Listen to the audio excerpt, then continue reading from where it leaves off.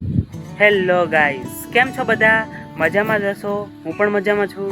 અત્યારે હું મારા ઘરની પાછળ આંબાવાડી છે ત્યાં આવેલો છું. અમારી પાસે 2 ગાય છે. એક આનું નામ ભટ્ટુ છે અને એક આનું નામ ગાયત્રી છે. મિત્રો, આજે હું તમને મારા મમ્મી સાથે મુલાકાત કરાવીશ. મિત્રો, અત્યારે મમ્મી ઘાસ લેવા ગયેલા છે. 10-15 મિનિટમાં આવે એટલે તેના સાથે હું તમારી મુલાકાત કરું. અને હા મિત્રો, અત્યાર સુધી તમે જે મને પ્રેમ આપેલો છે તે ખૂબ જ મને મોટિવેટ કરે છે. આવી જ રીતે પ્રેમ આપતા રહેજો, જેનાથી હું મોટિવેટ થતો રહું અને આવા જ ડેઈલી બ્લોગ હું યુટ્યુબ પર અપલોડ કરતો રહું.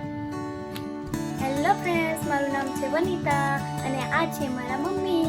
આજે અમે શાકભાજી લેવા માટે જવાના છીએ રવિવારીમાં. અત્યારે હું જાઉં છું મારા ઘરની પાછળ અમારી ગાયો બતાવવા માટે. તો ચાલો.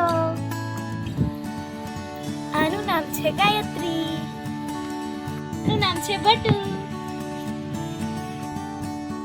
હાલો ફ્રેન્ડ, જય માતાજી, બાપા સીતારામ. આજે અમે ગયા હતા ગાયો હાટું ચારો લેવા. ચારો લઈને આવ્યા ને પછી નાહી ધોઈને ફ્રેશ થયા. પછી હવે જઈએ છીએ અમે આજે રવિવારીમાં શાકભાજી લેવા. શાકભાજી લઈને પછી આવીને અમે ગયા છીએ આગળીમાં ગાયો હાટું ચારો લેવા, હું વનિતા.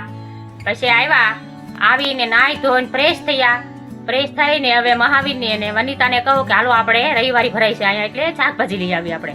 પછી હાંજના ટાણામાં આવીને રસોઈ બનાવીએ આપણે. કેમ કે કાંઈ કામ તો છે નહીં, કે વરસાદ પડતો નથી હમણાં.